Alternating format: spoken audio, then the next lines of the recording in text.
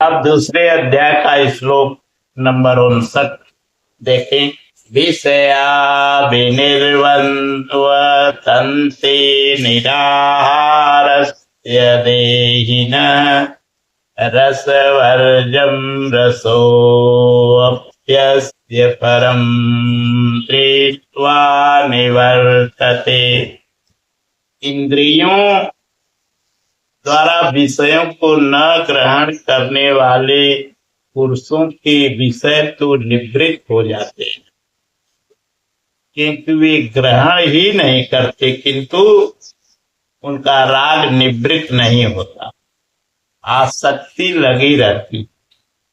संपूर्ण इंद्रियों को विषयों से समेटने वाले निष्काम कर्मी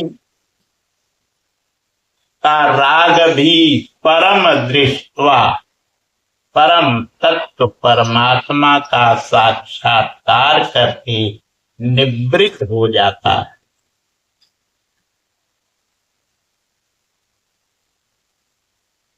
पूज्य महाराज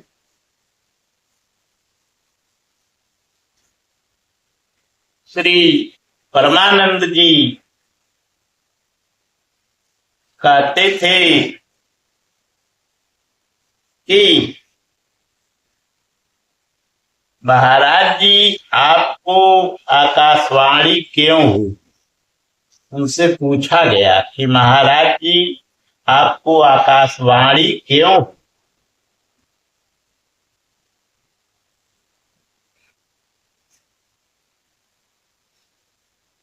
और हम लोगों को नहीं होती है। तब इस पर महाराज जी ने कहा, हो ई शंका मोहू के रही, अर्थात यह संदेश मुझे भी हुआ। तब अनुभव में आया कि मैं 7 जन्म से लगातार साधु,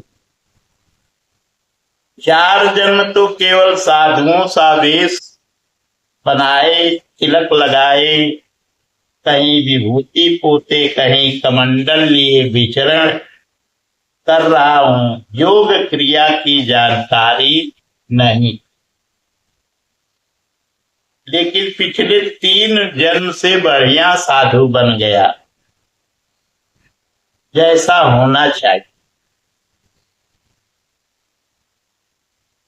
मुझ में योग क्रिया जागृत थी, पिछले जन्म में पार लग चला था, प्रवृत्ति हो चली थी, किंतु 2 इच्छाएं रह गई थी, एक स्त्री और दूसरी गांजा।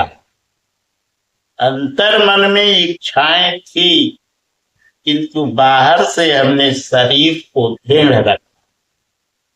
मन में वासना लगी थी, इसलिए जन्म लेना पड़ा।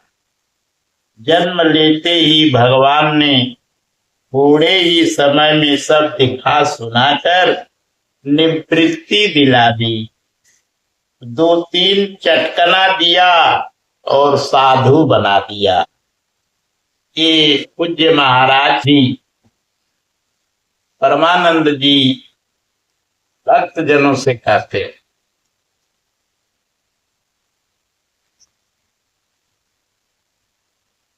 ठीक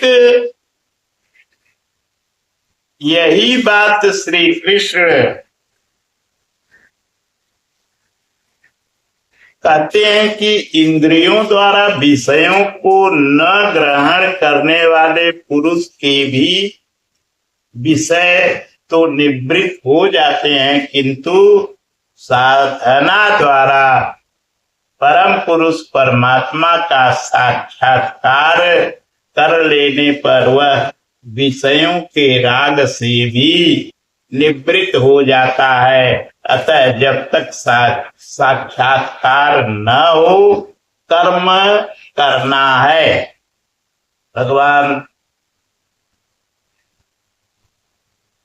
इस पे रामचरितमानस में तुलसीदास जी ने कहा है कि कछु प्रथम वासना रही, प्रभु पद प्रीति सरित सोबही। इंद्रियों को विषयों से समेटना कठिन है, इस पर प्रकाश डालते हैं, जिसे आप श्लोक नंबर 60 में देखें। ओम श्री सद्गुरुदेव भगवान की जय।